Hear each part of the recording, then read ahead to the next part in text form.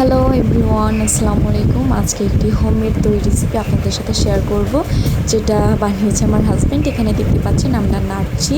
এখানে 3 কেজি দুধ জাল দিয়ে হাফ কেজি করা আছে, তার সাথে চিনি ক্যারামেল করে দিয়েছি। আর এটা হচ্ছে দইয়ের বীজ দেবো আমরা। দই ছাড়া দই হয় না, কথার কথা হলেও এটা সত্যি কথা যে দই ছাড়া কখনো দই হয় না। এই মটকাটাতে দেখছেন যে আমরা দই মাখাচ্ছি, এটা আগে একটু গরম করে নিয়েছি। এবার হালকা দইয়ের বীজ এখানে দিয়ে দুধের ভিতর দিয়ে নাড়ছি।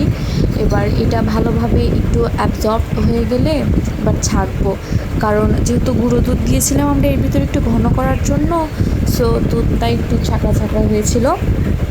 এটা এখন একটু দইটা ঢেলে দিয়ে দইটা বসিয়ে দিয়েছি। দেখুন কম্বল দিয়ে একদম ভালো করে পেঁচিয়ে গরম একদম ধাপে দইটা রাখতে হবে।